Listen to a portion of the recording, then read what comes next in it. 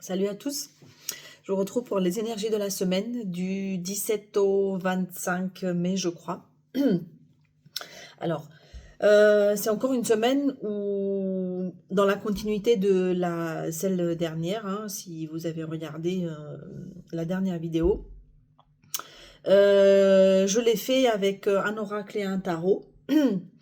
Et c'est un très beau tarot, regardez, qui s'appelle le tarot atypique.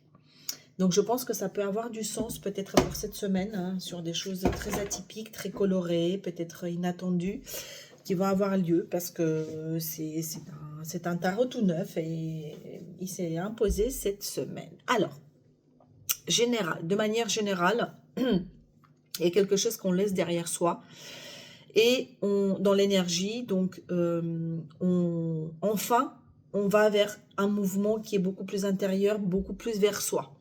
Beaucoup plus vers ses émotions, tourner un petit peu vers ses propres besoins, vers ses propres intérêts, vers sa propre créativité, création. Voilà, donc il y a quelque chose qu'on laisse un peu de douloureux, un peu on se dit bon ok c'est bon, c'est le moment de pas forcément combattre, mais de regarder davantage vers soi. Donc c'est une semaine où on va être un peu plus à l'écoute de ses besoins, de ses émotions, et puis on va être finalement à notre service. En gros c'est ça, hein. Voilà, donc je vous montre quand même un peu les cartes, mais donc on laisse derrière soi quelque chose pour douloureux, ou qui n'a plus de sens, hein, pour lequel ça sert à rien de se battre. Et on va faire ce voyage surtout vers soi, vers son intériorité, pour équilibrer un peu plus les choses, les fluidifier dans son cœur, dans son âme, dans son ressenti. Donc on va être à notre propre service cette semaine. C'est très joli. Alors, donc ça c'est l'énergie générale, hein. Et ça commence très fort, hein. Donc avec ce beau tarot, hein, regardez le deck, comment il est magnifique avec des cœurs rouges. Enfin c'est voilà, bon, vous allez voir, ça parle encore une fois beaucoup de relationnel également. J'ai la roue de fortune. J'ai la roue de fortune qui est un arcane majeur. Il y a un basculement, il y a un changement d'énergie qui vient parce que ça commence vraiment avec ça. Sur une situation qui était un peu, on sait pas trop quoi choisir. Alors j'ai deux situations ici, je vais vous les décrire parce que c'est toujours à plusieurs niveaux. Après vous vous remettez dans votre contexte. Avec les amoureux, c'est toujours la carte du choix. C'est se dire, est-ce que je choisis plutôt ça ou est-ce que je choisis plutôt ça? Est-ce que c'est cette personne ou cette personne? Est-ce que c'est cette situation ou est-ce que c'est ce job ou est-ce que c'est ce pays ou ce pays? Enfin, on est vraiment entre les deux. C'est la, le fait de faire un choix vraiment profondément. Les amoureux peuvent indiquer également les amoureux en fait, l'amour, le fait d'être dans le couple. Donc la roue de fortune ici vient embrayer quelque chose où on avait du mal à se positionner, ou à une situation où on avait du mal à être là ou plutôt là, à être plutôt aligné. Là, il y a quelque chose qui se réaligne. Et qui vient nous chercher vraiment dans les profondeurs.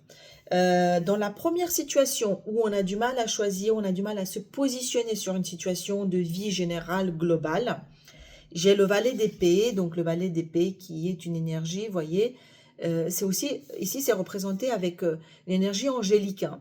On peut aussi penser à Saint-Michel qui vient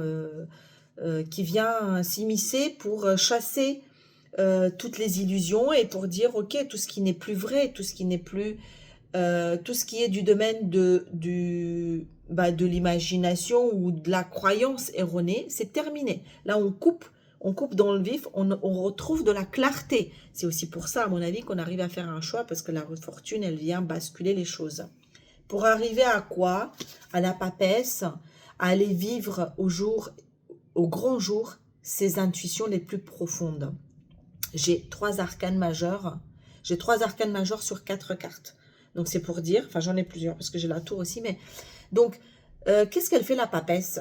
La papesse, c'est celle qui connaît la vérité profonde, celle qui va vraiment au-delà du voile, elle va aller voir avec son intuition parce qu'elle est connectée. Elle a la science, elle a la connaissance et les secrets. Il y a aussi des secrets qui peuvent remonter à la surface. Hein. C'est aussi ça avec la papesse, ou des choses très enfouies, des désirs très enfouis. Elle regarde, et avec ce Saint-Michel finalement, parce que je l'interprète comme ça, qui vient couper dans les illusions, ben on va aller couper le voile de l'illusion et voir vrai. D'accord? Donc c'est ce qui va peut-être permettre à se positionner. C'est pour faire quoi? Qu'est-ce qu'elle va apporter en fait cette papesse concrètement? Ben, en fait, donc on parle de trio, de trois. Hein, on a le 3 des deniers. On voit ces trois personnes qui sont en train de parler, d'essayer de collaborer. Ça peut être soit encore une fois une collaboration. Mais moi je vois surtout sortir un peu de ce trio. Il y a peut-être pour moi ici une personne de trop. Donc si c'est dans le domaine amoureux, ben là c'est clair qu'on passe de 3 à 2, c'est-à-dire que on va aller chercher avec le 2 de couple. Le 2 de couple, c'est le couple par excellence, mais c'est aussi l'incarnation parfaite de notre énergie masculine, féminine en notre intériorité. Donc il y a un alignement qui se fait, ça rejoint ce que je vous disais en préambule sur je me choisis.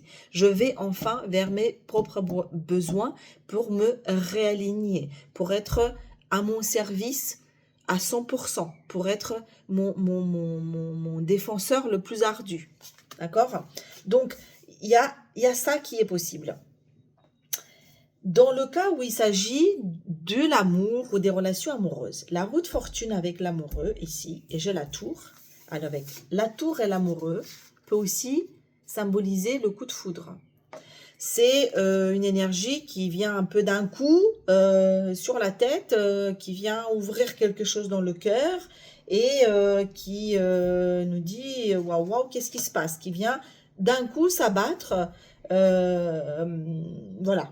Donc, si vous êtes concerné, ça peut être également un espèce de coup de foudre qui vient ouvrir quelque chose de nouveau dans votre vie, ou qui vient une pensée un peu